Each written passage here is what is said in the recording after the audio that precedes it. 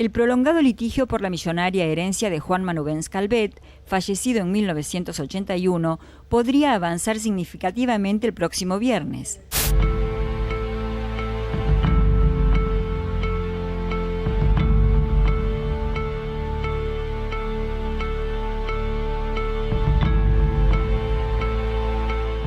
Por lo general, los juicios sucesorios no son complicados. Cuando son complicados, te diría que son de lo más complicado. Eso es lo que pasa. Son técnicamente complejos y se vuelven complicados cuando vos, por ejemplo, estás discutiendo si estaba o no casado, si estás discutiendo y aparece un hijo no reconocido, que de pronto tiene que hacer varias acciones, que lo reconozcan y a su vez que le entreguen la herencia, o situaciones de separación de hecho del cónyuge que da espacio para discutir. Y cuanto más compleja es la familia del fallecido, más difícil es la distribución. El CEPROCOR entregará ese día al fiscal Sandoval los resultados de los análisis de ADN realizados a los sobrinos y sobrinos nietos de Manubens Calvet y al que dice ser su único hijo, Manuel Maidana, quien ya logró de la justicia el apellido Manubens Calvet.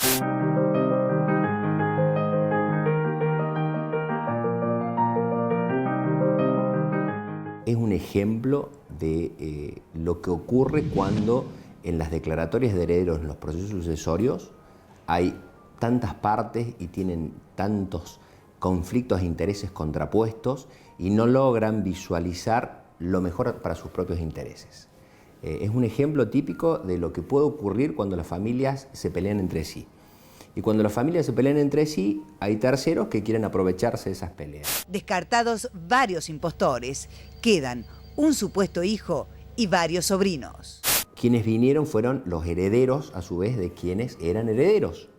Entonces, esto facilitó un poco porque ellos lograron cambiar un poco la lógica del litigio, lograron comprender que por ahí lo mejor era bajar un poco la tensión y los diferendos familiares. Por lo menos el hecho de ellos bajar los decibeles, es decir, che, pasaron 40 años y todavía no hemos podido repartir esta herencia, a mí como juez de esta sucesión me ayudó mucho, porque el diálogo comenzó a fluir, el diálogo permitió negociaciones sobre cuestiones patrimoniales que ayudaron a avanzar esta causa y en 2 años la terminamos.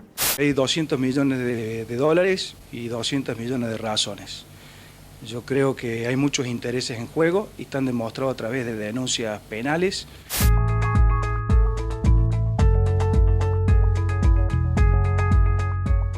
Uno de los elementos que hizo complejizar esto, no solamente que este hombre falleció sin hijos, ni sus padres tampoco, sino que era mucho dinero. Era mucho dinero, un hacendado muy importante, tenía muchos bienes, muchos campos, vacas, era una empresa agropecuaria importante. Como jueces tenemos muchísimas herramientas como para ir, digamos, conteniendo a la gente y llamándola a la conciliación desde el principio. Vos empezás a olfatear cuál es la sucesión que se viene complicada y entonces fijas audiencias de conciliación, es decir, vas trabajando para que el conflicto no llegue a mayores. Depende de ellos, porque si son personas mayores, presentes y son capaces, ellos pueden arreglar la sucesión como quieran. O sea, nosotros no lo obligamos a que lo haga de una u otra manera, ¿no? Los procesos sucesorios son inevitables. O sea, a todos nos va a pasar.